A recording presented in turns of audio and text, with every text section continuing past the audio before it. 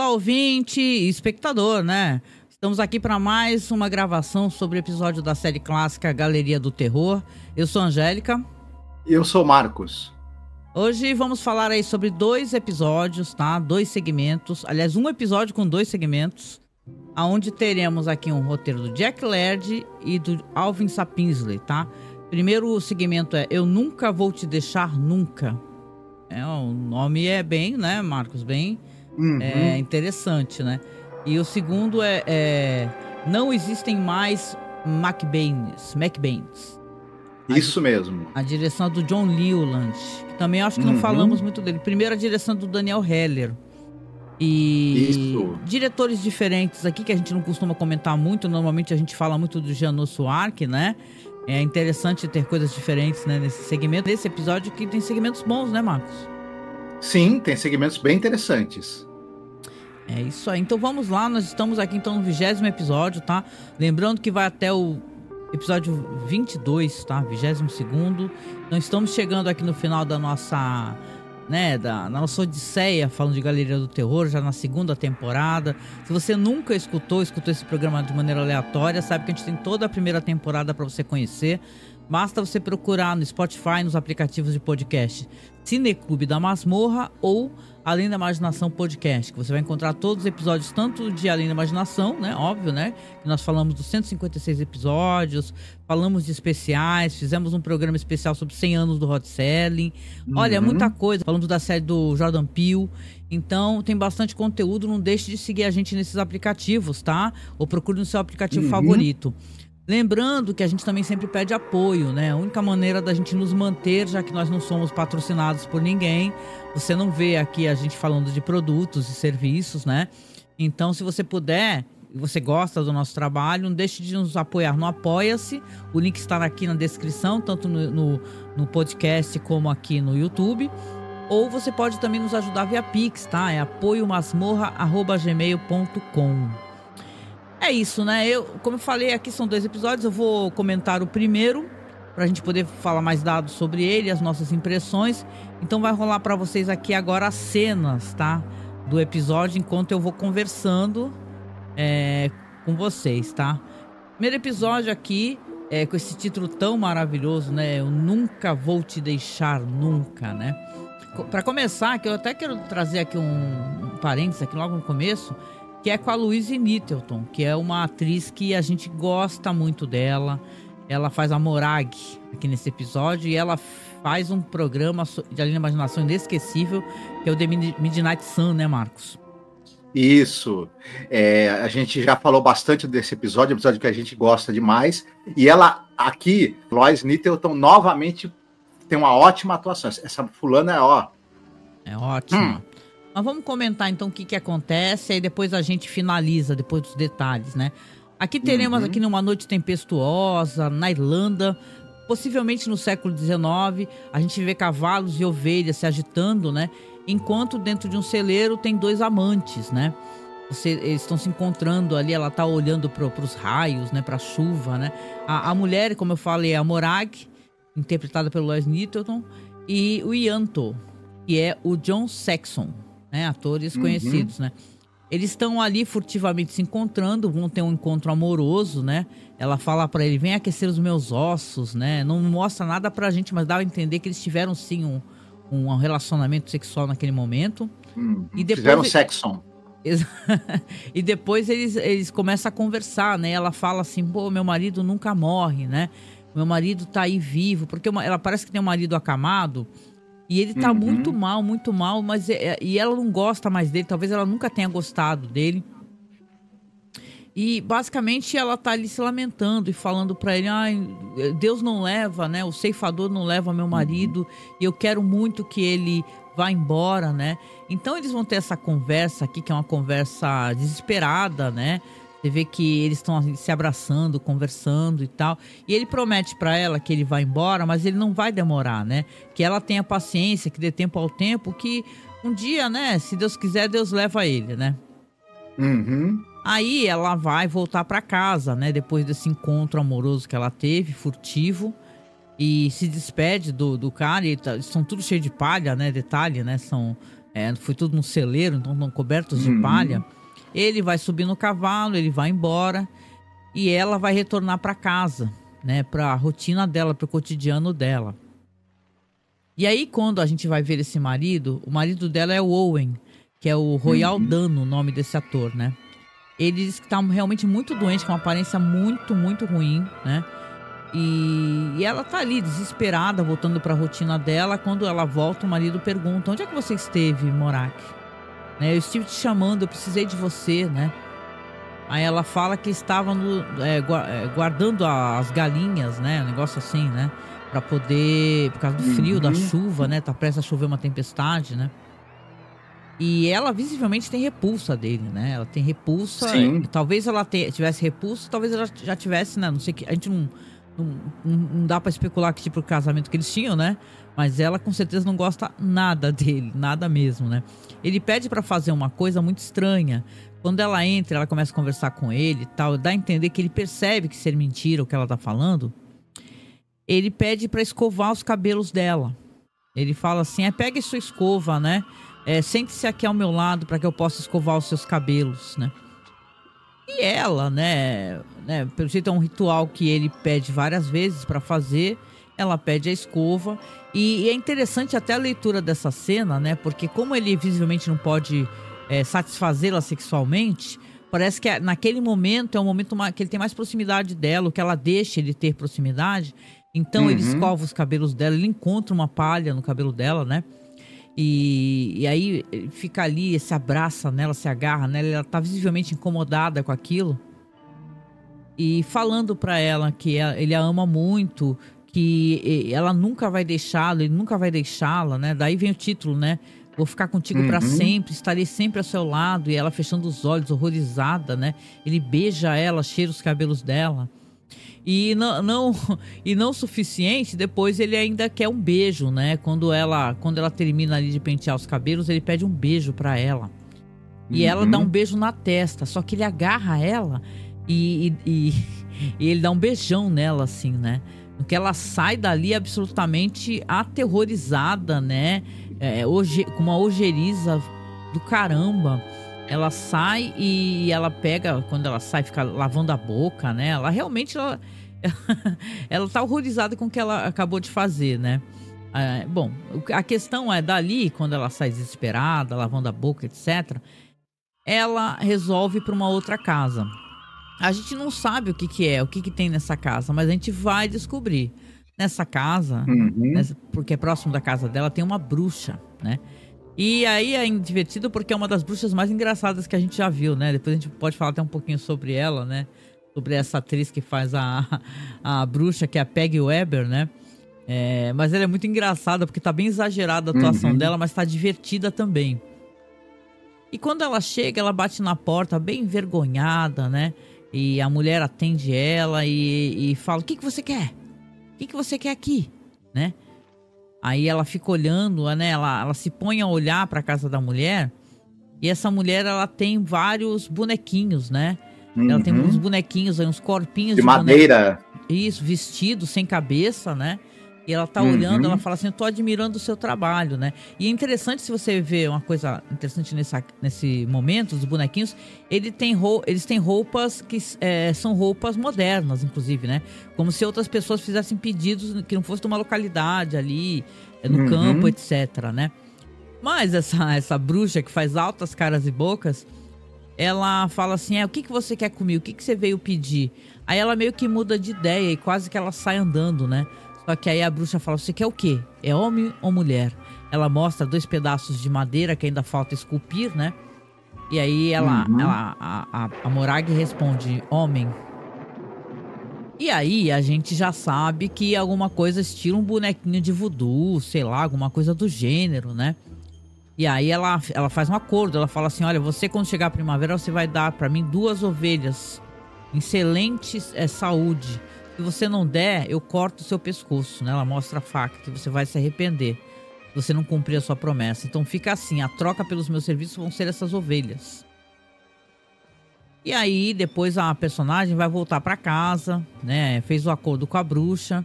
Quando ela volta pra casa, já vai voltar com o bonequinho ali, né? E aí começa a parte que é divertida e bem bizarra do segmento, porque ela chega em casa, né? O marido tá lá deitado, ela olha lá pro marido deitado, ela coloca o bonequinho ali sobre a mesa. Só que esse bonequinho, ele fica o tempo todo mexendo a cabeça. Ele mexe a cabeça, ele tá virando pro lado dela, ele tá olhando pra ela, né? Enquanto ela tá fazendo as coisas dela, tá indo ali olhar o marido, tá indo, sei lá, começar a fazer comida, algo do gênero, né? O bonequinho tá ali só espreitando pro lado dela, né? E ela, quando ela vê que o marido tá lá daquele jeito, ela pensa assim, vou começar a fazer seja lá o que for, né? E aqui é uma coisa terrível, essa personagem, ela faz coisas horríveis, né? Porque ela pega... O que ela faz, né? Ela não quer matar diretamente o marido dela, né? Então a ideia dela é ela começar a fazer com esse boneco as coisas que ela faria com ele para poder acabar com a vida dele. Ela até se assusta, né? Tem uma hora que ela olha e, o boneco tá olhando para ela e ela fica desesperada, né? Fica, meu Deus, né? O que tá acontecendo? O que é? Esse boneco tá vivo, né? E... acontece uma coisa interessante aqui. Depois eu já vou deixar o segmento pra gente poder falar das outras questões de diretor, etc. Mas ela, tem uma hora quando ela percebe que o bonequinho tá olhando pra ela, ela se assusta, ela bota um saco, ele dentro de um saco. Quando ela bota ele dentro de um saco, o marido começa a gritar. E gritar falando que tá cego. Eu tô cego, eu tô cego, eu tô cego, né? E ela vai lá, volta pra pegar uma água pra ele, né? E ele tá desesperado, né? Do nada ele não enxerga absolutamente nada. Pra gente dá pra entender que é porque ela colocou o boneco no saco e então tá tudo escuro. Então talvez ele tenha perdido a visão também. Então ela entendeu ali, de maneira prática, que tudo que ela fizer com o boneco acontece com o marido, né? Pois então, ela tira o boneco do saco, né? E aí que ela vai ter realmente ideias pavorosas assim do que fazer, né? Que é uma maneira muito triste o jeito como ela faz ali com o marido dela. E é uma história com final trágico também, que a gente logo mais tá chegando lá. Mas queria aproveitar esse momento para a gente poder então conversar um pouquinho, né, sobre questões de elenco, etc, né? Que é o momento né, de curiosidades técnicas para a gente depois dar a nossa opinião. Sim, esse episódio ele foi ao ar no dia 16 de fevereiro de 72. 20º episódio da segunda temporada, como já dissemos, dirigido pelo Daniel Heller. Esse cara, uma coisa notável nele, ele era diretor de arte e design de produção dos filmes produzidos ou dirigidos pelo Roger Corman. Dezenas deles. Ele começou a carreira lá com o Roger Corman. Além de trabalhar em tudo como designer de produção e diretor de arte de um monte de filmes dirigidos ou produzidos pelo Roger Corman, inclusive os filmes com o Vincent Price, que o Roger Corman fez adaptando o Edgar Allan Poe. Tá? Agora, de filmes dirigidos por ele mesmo, tem 2 filmes muito famosos, viu? O Die Monster Die, aquele filme com o Boris Karloff inspirado no Lovecraft, né? E isso em 65. Em 70, Dunwich Horror. Olha, também inspirado no Lovecraft, aquele filme que tem o Jim Stockwell. Conheço. Por exemplo. Ele dirigiu vários episódios de série, não vou citar todos aqui, mas ele dirigiu o piloto da série Buck Rogers, lembra? Né? Aquela série final dos anos 70. E ele dirigiu também episódios da série Battlestar Galactica. Olha, legal. Né? Inclusive o episódio mais legal da série, na minha opinião, que é a Guerra dos Deuses. E ele também dirigiu, entre outras coisas, 28 episódios da série Duro na Queda. Enfim, um cara com bastante experiência, inclusive experiência no gênero terror. Né? Certo. E os atores? A gente já falou do Jack Laird, é baseado num conto do René Morris. A única informação que eu encontrei desse cara é que ele participa de coletâneas de livros de sobrenatural e de fantasma. Né? De uma editora chamada Pambook, inclusive. Agora, a atriz principal desse filme, a grande estrela desse filme, é a Lois Nettleton. Já falamos, ela foi a Norma do episódio Midnight Sun, o episódio 10º episódio da 3ª temporada de Além da Imaginação. Maravilhoso episódio com uma grande atuação dela. Né? Ela era uma atriz mais de televisão. Ela participou de teledramas, ela estava em tudo que era teledrama, viu? Dessa vez, normalmente eu não cito os teledramas que a pessoa fez, mas como ela participou de muitos, eu vou citar alguns. Ela teve no Armstrong Circle Theater, ela teve no Kraft Television, entre outros, né? Outra coisa, participou de uma série muito importante chamada... desculpa que eu perdi agora. Great Ghost Tales. Essa era uma série de histórias de fantasma. E detalhe, essa série é do início dos anos 60. Ela foi o último programa da TV americana que ele era regular e era feito com dramatização ao vivo. Legal. Então ela participou de episódios dessa série, né? Além disso, tudo que é série que você possa imaginar dos anos 60, 70, ela teve, seja série de faroeste, de drama, de policial. Mais recentemente, ela participou da série FBI, Kung Fu, Super Gatas, The Flash, Babylon 5, entre centenas e centenas de outras. Ela teve uma carreira de mais de 50 anos. Excepcional atriz. Maravilhosa. Por favor, assistam e escutem nosso programa sobre o episódio de Twilight Zone, The Midnight Sun. Muito bom. Aí, o cara que é o amante dela, que é o Yanto, é vivido pelo John Saxon.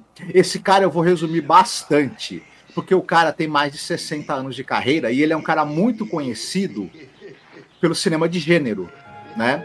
Ele começou nos anos 50 em comédias românticas, viu? Ele tá naquela Brotinho Indócil, por exemplo, filme muito famoso dos anos 50. Ele fez muitas comedinhas românticas nos anos 50, ele é um cara muito bonitão, né? Mas, aí nos anos 60, ele faz filmes de guerra, western, ele tá naquele O Passado Não Perdoa, do John Huston, por exemplo, né? Mas,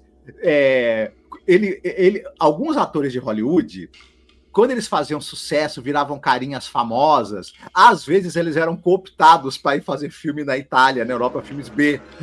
E foi que o John Saxon falou, mano, eu vou fazer filme na Europa, filme de gênero. E aí, ele tá no Evil Eye do Mário Bava, ele tá num filme de guerra chamado The Ravagers, é um filme das Filipinas que, na época, diziam é o filme de guerra mais caro e mais espetacular já feito nas Filipinas. É um filme de baixíssimo orçamento, viu? Para o pessoal saber. Ele tá no filme do Planeta Sangrento, do Roger Corman. Aí, ele tá no filme mais famoso do Bruce Lee, Operação Dragão, lembra? E daí o homem entra no filme de terror. Ele tá no Black Christmas, por exemplo, aquele filme do Bob Clark, lembra? Que tem a Margot Kidder. Ele tá nos Mercenários das Galáxias, do Roger Corman. E daí pra frente, ele faz terror, ação, suspense, diálogo na Itália e outros países da Europa. E nas Filipinas, né? Só pra terminar, ele é o Tenente Donald, ele é o pai da mocinha do Hora do Pesadelo, da série Hora do Pesadelo, não é? É ele mesmo. Isso, o pessoal vai lembrar muito dele. Ele também tá no episódio Peltz de Mestres do Terror. Fora isso, mais umas 140, 150 participações em filmes e séries que, se a gente não sai daqui. E o cara, uma carinha muito conhecida na TV brasileira também, né? Ele tá muito parecido com o José Mojica Marins novo nesse episódio. Isso. Aqui. A gente ficou falando, eita, pô, o Mojica tá no Galeria do Terror? Que parecia pra caramba. Você falou da bruxa, que é a nossa personagem, né? A Margot, ela vai procurar. A bruxa é vivida pela Peggy Webber. Ela é a Lady Macduff do filme Macbeth do Orson Welles, por exemplo. Ela é muito lembrada por esse papel, entre outros papéis na TV e no cinema. O marido doente é o Royal Dano. Ele participou ele faz ponta num filme famoso de faroeste, o Johnny Guitar, por exemplo, né? Ele tem uma série de TV chamada Omnibus, ele faz o Abraham Lincoln num dos episódios. Sim. Ele faz ponta no filme dos Reis dos Reis, que ele é o Pedro. Agora, no filme Moby Dick, dos anos 50, aquele filme, né, dirigido pelo John Huston, quando tá o Queequeg e o Ismael indo procurar um navio, aparece um cara que faz uma profecia para eles, lembra? E avisa eles, o Elijah, aquele profeta. Ismael. Isso. Ele faz o Elijah, aquele famoso cara que eles encontram no porto ali, faz uma profecia. Profeta Elias. Isso. Então ele é famoso, inclusive, por essa aparição dele. Ele era um cara que ele era meio de fazer ponta, mas essa aparição dele ficou muito famosa. E também essa aparição dele agora em Galeria do Terror. A gente tem podcast sobre Moby Dick, viu? Um clássico aí. Isso. Masmorra Classic, é muito divertido, diga-se de passagem, né? Muito antigo e muito divertido, né? A gente deveria gravar mais podcasts sobre filmes clássicos, né? Vamos ver se a gente consegue agendar para esse ano, né? Mas legal. Então, vamos lá continuar aqui para o desfecho do episódio? Bora lá, vou passar para vocês aqui então. Rapidão, peraí. O que vai acontecer aqui, né? A desgraça está se avizinhando, né? Por quê? Porque ela entendeu que o que ela faz pro boneco acontece com ele. As ideias que essa mulher vai ter, cara. A primeira ideia que ela vai ter, ela vai ficar o tempo todo, uma hora ela olha pra ele, até ela fica olhando pro fogo, aí tem uma espécie de sobreposição, sabe? Do cara e o fogo e o cara e tal. E ela sabe, ela entende que se ela colocar no fogo, ele vai se finar, né? Só que, porra, que morte horrível do caramba, né, meu? Pelo amor de Deus. E ela fica olhando pra boca do fogo, vai olhar pro cara e o fogo sobrepondo e tal. E aí ela tem uma ideia, né? Ela começa a alimentar ali a lareira deles, né? O fogareiro ali, a lareira. E pega o boneco, gente. Joga o boneco no fogo. Cara, os gritos desse homem. Porque, claro, né, meu? O cara tá ali, ele tá deitado na cama, mas ele tá sentindo tudo. Ele tá sentindo, tá se sentindo queimar, né? E tal, não mostra pra gente, né? Mas ele tá gritando e ela tá... A cena é boa, viu? Porque ela tá desesperada, ela tá ali, para, acaba logo. Só que você vê que o fogo tá ali, o que aconteceu? O boneco, a dado momento, eu tive até a impressão que ele fez isso sozinho, né? Primeiro que ele não pega fogo, ele não tá pegando fogo. E segundo, parece que ele pula das chamas, né? De certa maneira, o pezinho dele se mexe, ele pula das chamas. Aí, né, depois ela até vai falar que ela acha que a bruxa fez o boneco com madeira verde, né? E não tá queimando. Aí, o que ela faz, né, essa mulher? Meu Deus do céu, como ela é cruel nesse episódio aqui. Ela pega o boneco, né, vê que não queimou, ela fala, vou jogar na água, né? Ela nem foi olhar o marido lá. Ela pega o boneco e fala, beleza, vou então jogar na água. Aí, sai correndo, né? E vai pra fora lá, vai pro rio, correndo toda desesperada, com o boneco quente, né? Segurando o avental. E você escuta o barulho, né? Do splash, né? Quando ela joga na água, né? O boneco, né? E volta pra casa. Ela acha que tá tudo certo, né? Agora acabou, né? Afinal de contas, ela já conseguiu jogar, né? Aí ela abre a porta, ela entra, gente. Pelo amor de Deus, ela entra. Quando ela vai olhar o quarto do cara... Ela olha, tem a cama tá ali, uma fumaceira do caramba na cama, né? Uma fumaceira.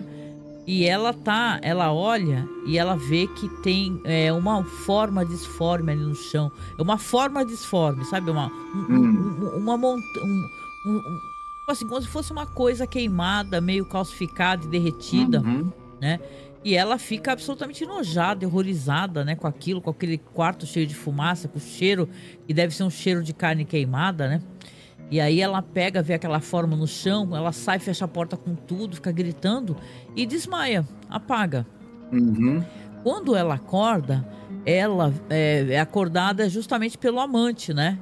O cara diz que tava passando por ali, viu uma coisa estranha qualquer, não lembro o que ele viu.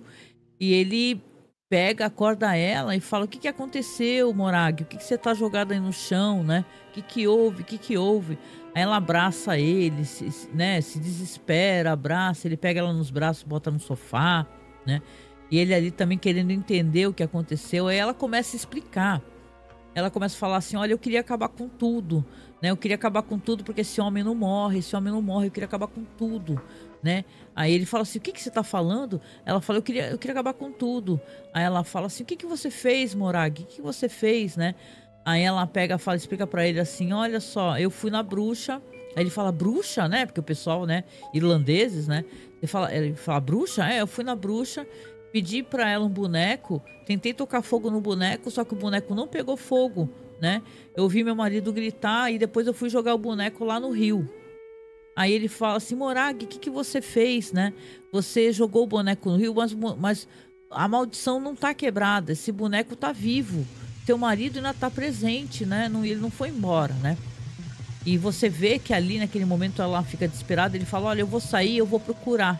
Você fica aqui que eu vou tentar encontrar esse boneco de qualquer maneira, porque senão você não vai se libertar. Você vai ficar amaldiçoada. E aí sai lá o ator, né, o John Saxon, né? E aí vem uma das cenas delirantes desse segmento aqui.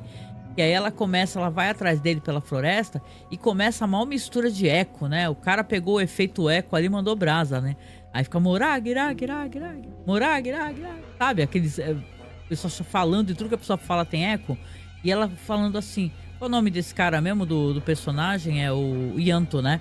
Aí ela fala, Yanto, Yanto. Aí morag, morag, vem cá. Com eco, tudo com eco, agora com eco.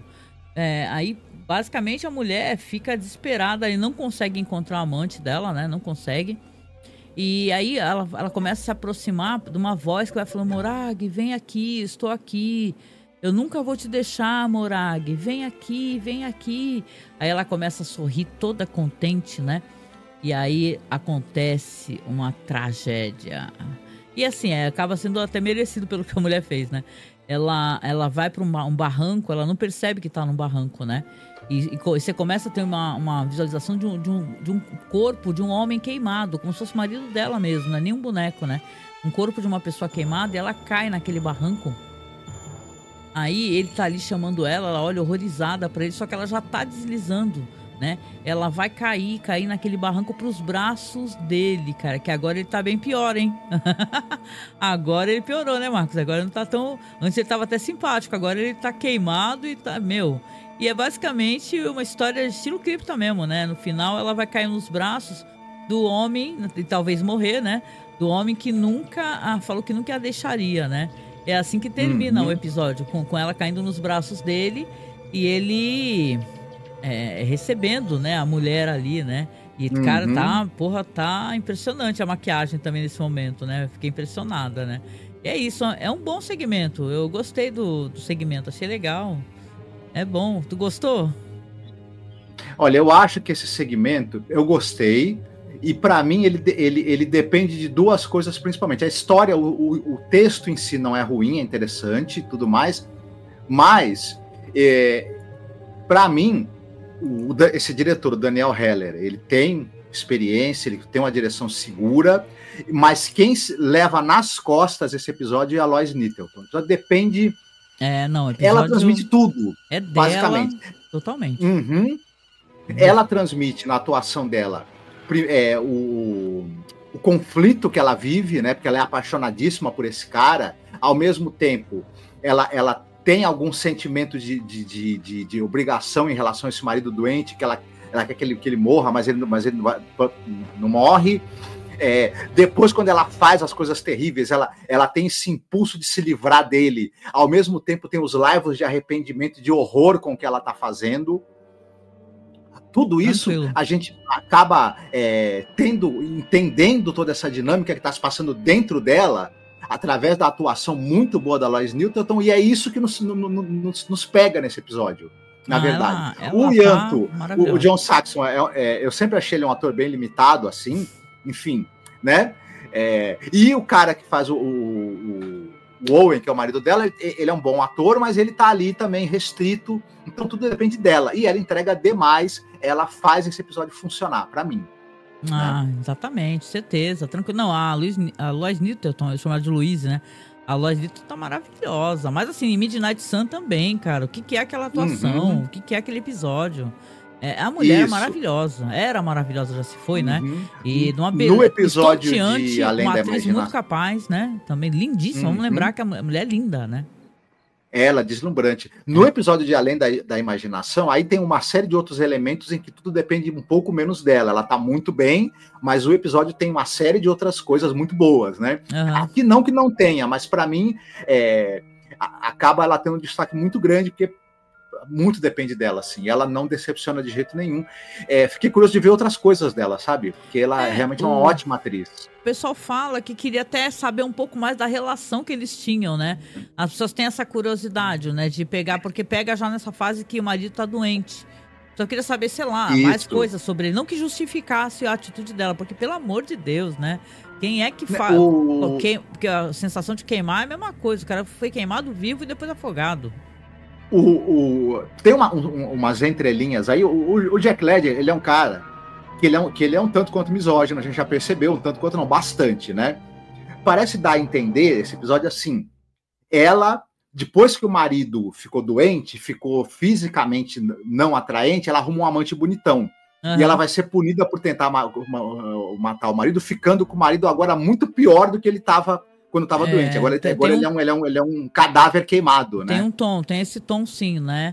É como se fosse assim, você é uma mulher traidora e tal, apesar que, né, é difícil até tu justificar qualquer atitude, né, dessa personagem. O personagem dela tem um fim merecido, sem dúvida, né? Terrível, é uma história de terror básica, mas muito do terror, gente, inclusive de cripta do terror, dos quadrinhos, tem muita misoginia, viu? Muito, o que tem de mulheres infiéis que se ferram totalmente e tal, tem muita misoginia nesse meio. Mas o personagem dela não é desumanizado. Muito por causa da atriz. Ela nunca cai pro lado vilanesco. Ela mostra os conflitos de alguém que está fazendo algo muito errado, movido por uma paixão, por um desejo de se libertar. Então é bem bacana. É muito bom, muito bom. Pesquisem mais sobre essa atriz aqui, que eu acho que as pessoas deveriam conhecer, sabe? Assim, é fantástico, assim, o que ela... Aí eu concordo que o episódio é totalmente dela. Ela mostra nuances, ela mostra desespero, ela mostra no começo, logo no começo, quando ela tá conversando com ele, ela fala assim, que tá enregelado o corpo dela, esquente meus ossos e tal. Então é interessante, é uma história muito legal. Parece mesmo uma história, sabe, um conto folclórico, assim, da Irlanda. É muito interessante esse segmento aqui.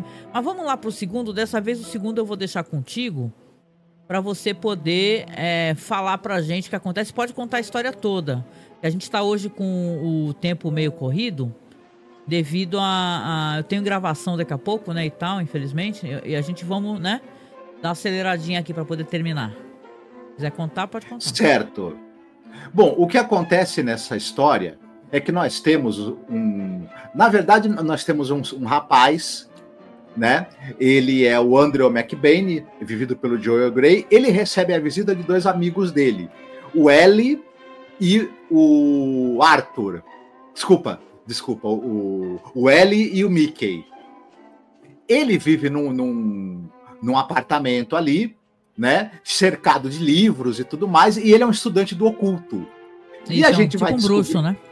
Ele é tipo ele pesquisa ocultismo, magia negra, etc. e tal. Só que o que acontece? Ele é criado pelo tio, que é um cara muito rico, que é dono de uma companhia, é o Arthur.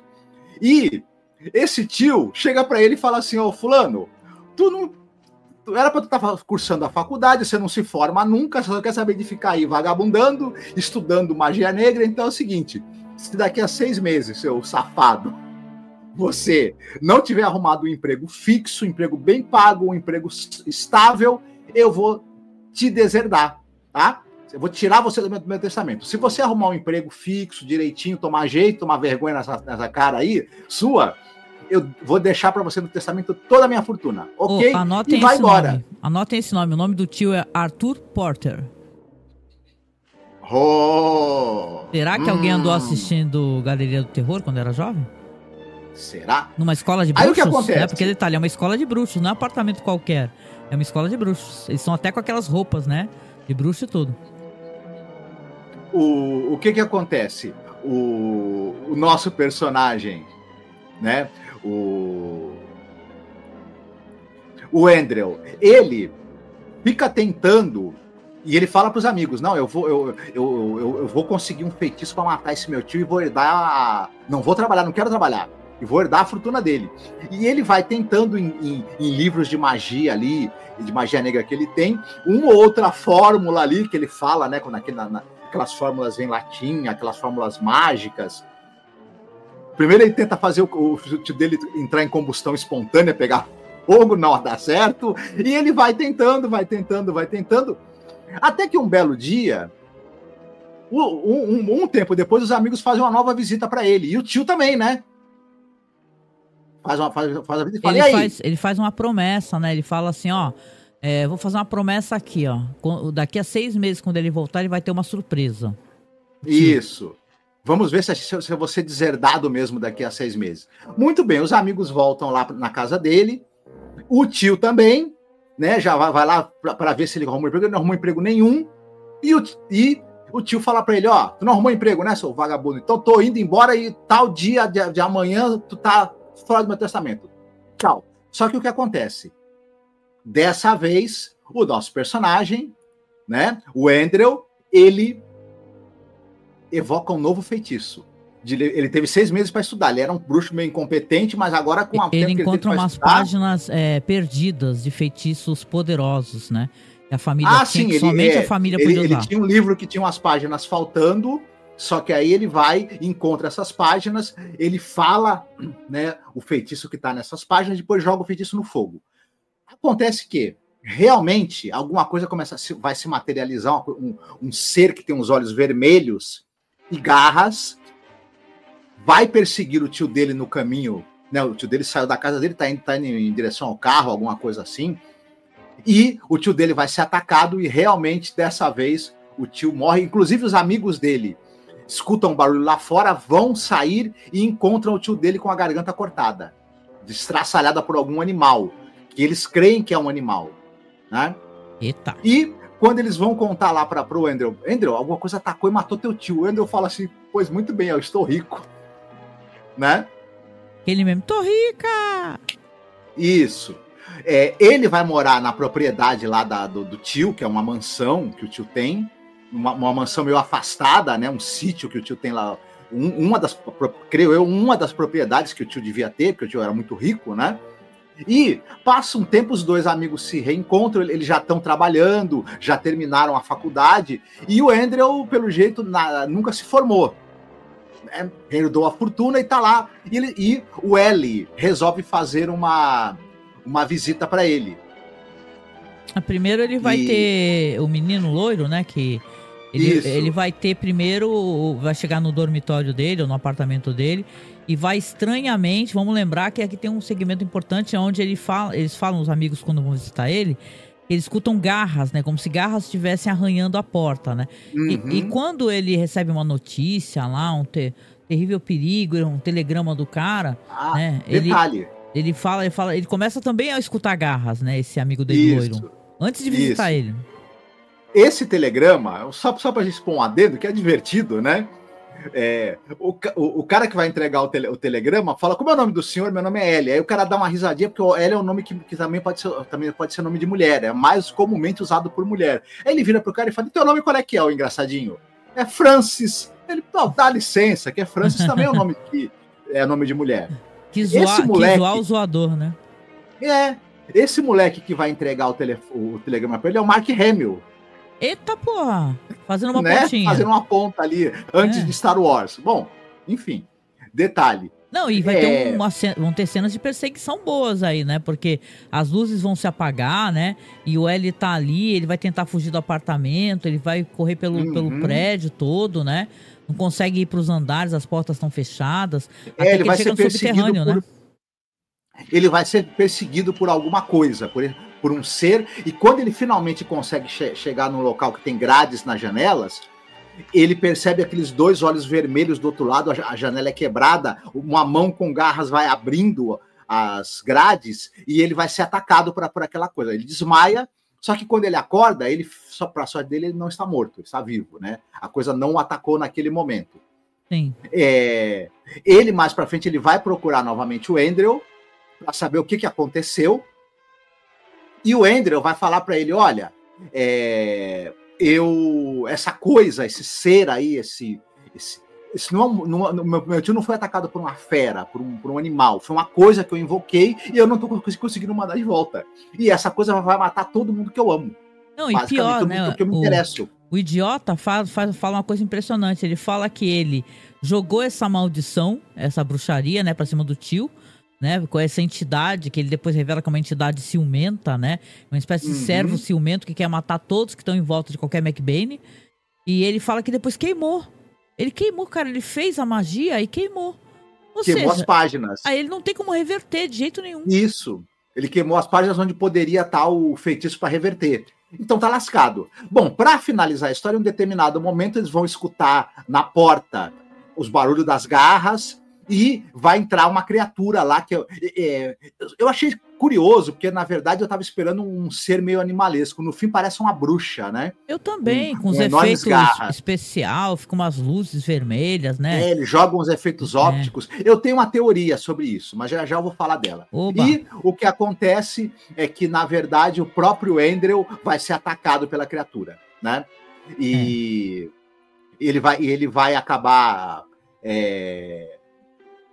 Não, ele vai ser atacado, mas né, ele vai ficar tentando mandar embora a criatura. Ele vai ficar, vai embora, eu te escuso, sei lá, e tal, eu te comungo, um negócio assim e tal. E aí o que acontece? Ele vai acabar morrendo, mas a criatura vai derreter. É como se, pelo fato de não ter mais nenhum McBain, né? Essa criatura não tem sentido de estar ali, né? Porque ele era o último McBain, né? Uhum. Isso, a criatura vai sumir. Vai desaparecer, vai sobrar só uma gosma fumegante. Mas antes disso, ela corta a garganta dele em 1000 pedaços. Também como tinha feito com o tio, e aí já era, né, McBain? Ele também não vai herdar a fortuna do tio. E, diga-se de passagem, ele é um bruxo bem competente. Se ele tivesse frequentado Hogwarts, talvez tivesse sido terminado o curso lá, né? Enfim. Assim, né? É um final, assim, com clima até... Eu só acho que esse episódio, ele se arrasta muito em explicações, sabe? Ele quer colocar muito estofo no negócio que é totalmente absurdo, né?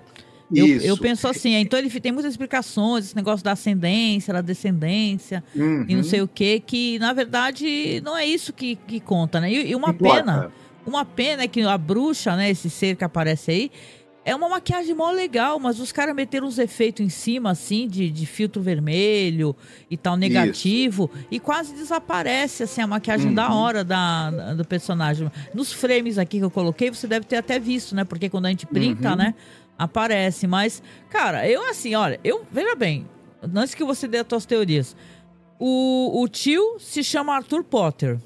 Eles estão numa escola de bruxaria de magia. Entendeu? Eu acho que eles não estão na escola de bruxaria, eles estão numa faculdade. Tanto é que os dois eles se formam e vão trabalhar. Sim, mas a faculdade de vez. Sim, é o curso de ocultismo, sobre ocultismo, né? Certo, não, sim, mas veja bem, né? Eu acho que tem uma certa relação com Harry Potter, de certa maneira, porque eles têm ocultismo e tem essa coisa da família, tem um histórico de ocultismo. E então, eu acho que tem uma certa relação aqui. Eu fiquei com essa impressão. Não, é que eu acho que os dois amigos dele não são do curso lá que ele faz, são de um outro. Tanto que eles vão trabalhar depois. Eles conhecem ele na faculdade, mas ele resolveu, pago pelo tio, ele foi, em vez de ele estudar, sei lá, direito, como o tio queria, ele foi para esses estudos sobre o oculto, né? Nossa, esse ator aqui que faz o Joel Grey, né, que tu deve falar um pouquinho sobre ele, esse ator, ele é muito fraquinho também, que faz, enquanto a gente tinha a Louise Nettleton maravilhosa no outro episódio, esse aqui tá bem fraquinho, o Joel Grey, viu, fazendo o Andrew McBain, chega a ser caricato o negócio, chega a ser muito caricato. Certo. Você quer que a gente fale um pouco aí do... Não, rapidinho, a minha teoria, esse episódio, só para comentar, ele não é lá aquelas coisas, né? E ele é, visualmente falando, ele é mal resolvido para mim. Opa. Por quê? Que eu acho ele mal resolvido. Primeiro, eu acho que, na verdade, o orçamento ali estava escasseando. Eles pegaram alguma maquiagem de alguma outra produção que já estava pronta e usaram para fazer a criatura, que é uma espécie de bruxa, meio monstro com garras no final. Quando eles fazem aquela luzinha que são os olhos da criatura, eles acabaram usando 2 luzinhas mesmo, e aí não bate as luzinhas e a garra do monstro. Depois, quando a gente vê o monstro, que é uma espécie de bruxa, meio que uma coisa parece que não bate, eles induzem a gente a achar que é uma espécie de fera, no fim é uma mulher, tipo uma bruxa. Então, acho que falta. O que acontece? Acho que não tinha grana para fazer um efeito um pouco melhor no começo, pegaram um prompt de outra produção no final para resolver ali, e no fim ficou bem mal resolvido, no final das contas, no meu ver. É verdade, né? Concordo. Concordo que o ator também, ele é bem marromeno, né? Bem fraquinho, infelizmente o ator o Joel Grey, né? E enfim, E aí, no final das contas, é um episódio que poderia ter sido muito legal, mas não foi tão legal assim. Ah, legal. Né? Não, eu queria ser que tu vai falar dos atores aqui, tem gente com carreira muito grande, né? Mas tem o Howard Duff, que, para uma curiosidade, para vocês que escutaram o nosso programa especial sobre a Aida Lupino, ele era o marido da Aida Lupino, tá? Uhum. E foi casado com ela, teve filha com ela e tudo, assim, a filha da Aida Lupino, a única filha é com ele. Exato. Ele que também teve a produtora junto com ela ou não, né? Sim, não, né? Acho que foi outro. Foi um outro, foi depois, foi o casamento posterior, né? Certo. Bom, falando um pouco ali de... O episódio é dirigido pelo John Newland. Ele, acho que a gente não tinha falado dele ainda. Não. Ele é um cara que... ele é muito ligado a uma série chamada One Step Beyond. One Step Beyond, Um Passo Além, é a mais famosa série com temas sobrenaturais da TV americana. Olha. Né? Essa série teve 97 episódios, ele dirigiu 96 desses episódios. Uhum. Então o nome dele está muito ligado a essa série, que é uma série muito importante da TV americana, ligada também a essa coisa do sobrenatural, das histórias, né, ligadas de fantasma, enfim. É uma série muito bacana, qualquer hora eu vou assistir, inclusive eu tenho muita curiosidade. Então, para a gente não se estender demais. Ele fez algumas outras coisas, dirigiu muitos outros episódios de séries, mas basicamente essa. Enfim, vamos falar aqui do nosso amigo... o roteiro do Alvin Sapisley, já falamos bastante dele. Escute os nossos episódios anteriores, que você vai saber o que esse cara já aprontou, né? Aí. O Joel Grey, ele era um cara que ele trabalhava bastante como coadjuvante em tudo que é série e filme. Ele faz o mestre de cerimônias do filme Cabaré, do Bob Fosse, por exemplo. Ele faz o Xiun, né, que é uma espécie de mentor ali do Remo Desarmado e Perigoso, lembra? Né? Quem não lembra? Ele faz uma ponta no filme Dançando no Escuro do Lars von Trier. O cara tem uma carreira de... Ele faz uma ponta no filme Kafka, do Steven Soderbergh, e ele gosta de escolher pontas em filmes diferentes. Ou escolhem ele como ponta, né? Porque... Né? Isso. Ele era o Lemuel da série Oz, e aí na série Oz ele tinha um personagem fixo. Por exemplo, entre várias outras coisas para a gente não se estender demais, né? Os dois amigos dele, só para falar deles rapidinho, o Ellie Green é o Darrell Larson. Ele é um cara que também fez filmes aí. Ele fez filmes no ponta no filme Francis, aquele filme com a Jessica Lange. Fez ponta no filme Síndrome da China, aquele filme que é com a Jane Fonda e o Michael Douglas. E participou de, tipo, Law and Order SVU, O Quinteto, e aí vai. O Barry Higgins, por exemplo, ele faz uma ponta no filme Ensina-me a Viver, do Hal Ashby. Né? Também outro cara que vive de pontas. O Howard Duff, para a gente não se estender demais, você falou, é um ator famoso. Ele foi marido da Aida Lupino, foi namorado da Ava Gardner, também na época ficou muito conhecido como namorado dela. Uhum. Ele começou no rádio fazendo o personagem da Shell Ramey, o Sam Spade, o detetive Sam Spade no rádio. Aí, gente, seguiu-se uma carreira bem profícua, bem longa. O cara fez faroeste, fez filme noir. Ele fazia muito faroeste e filme noir. Ele ficou famoso aí, por exemplo. Mas também fez bastante filme B na vida, sabe? Ele também partiu pro filme B em algum momento mais pra frente. Porque também tem o seguinte, ele foi perseguido pelo macartismo. Por isso que ele é um cara que ele é um ator famoso nos anos 40, nos anos 50. Depois, quando tem o macartismo, ele acaba tendo que sobreviver de outras maneiras, né? Sim. Mas ele está em filmes muito famosos, como, por exemplo, Traficantes da Morte, do William Castle, com a Shelley Winters. Ele faz uns filmes do George Sherman, que é o Escrava do Ódio, Entre o Amor e a Morte, em que ele faz filmes com a esposa Aida Lupino, por exemplo, Extorsão, Dinheiro Maldito, do Don Siegel. E, enfim, ele aparece no World of Difference, do Além da Imaginação, lembra? Que ele faz daquele ator, né? Ele faz o diretor ali que fica enchendo o saco do cara, né? Ele também... ele e a Aida Lupino participam, né, do Batman dos anos 60, lembra? Eles fazem 2 vilões ali que vão enfrentar o Batman. Uhum. Enfim, eu não vou me estender demais, porque é um ator importante, tem uma carreira muito longa. Procurem depois a carreira do Howard Duff, que vocês veem que ele é um cara que fez bastante coisa interessante na vida e filmes muito importantes, né? Legal. Então é isso. Tu não vai falar de todos, né? Tem mais pessoas aqui, né? Mas nem todos têm uma carreira lá muito relevante também, né? Digna de menção, ou tem? Isso não, basicamente, é ele, né? O que já falei, os 2 amigos que eu já falei e o tio, né? Que são os que mais aparecem ali, né? Legal, mas o que tu achou do episódio? Tu achou essa questão do baixo orçamento, né? E prejudicou um pouco na hora do grande finale, talvez, né? Tenha prejudicado um pouquinho. Isso. E é engraçado que você tem, por exemplo, o Howard Duff é um ótimo ator, o cara que faz o tio dele, um ótimo ator. E aí você tem ele que é um ator bem fraco, né? Então, o episódio dependeria um pouco também da atuação dele. Ele teria que transmitir pra gente essa ganância, esse desejo de dominar as artes do oculto. Ele teria depois que transmitir pra gente o medo e o horror dessa criatura que tá solta por causa dele. E ele não consegue muito transmitir nada disso. Então, onde o episódio depende dele, o episódio fica meio com o pé quebrado. Não acho que seja maravilhosamente bem dirigido. E acho também, como eu tinha falado, que na hora de representar visualmente a ameaça, ele acaba falhando um pouco também, então, né? Gastaram tudo no episódio lá do Lovecraft, lá daquela criatura lá. Lembra que a maquiagem é maravilhosa? A gente falou, caraca, mano, gastaram uma fortuna nessa porra aí, cara. Aí na hora que você vai mostrar a criatura lá, nesse episódio, mete um efeito óptico pra gente não conseguir ver ela direito. É complicado, né? Mas aí, a pergunta fatal aí, você gostou mais de qual segmento? Do primeiro ou do segundo? Claro que eu achei o primeiro. Muito mais do primeiro. O primeiro é maravilhoso, o primeiro é ótimo. E o segundo é marromeno, né? Legal. Não, eu também gostei mais do primeiro, né? A gente já falou, né? Que realmente a Louise Newton tá entregando uma atuação maravilhosa. Poxa, né? Que foi prazeroso acompanhar esse segmento, porque mesmo o segundo episódio não sendo tudo isso, ainda foi divertido, né?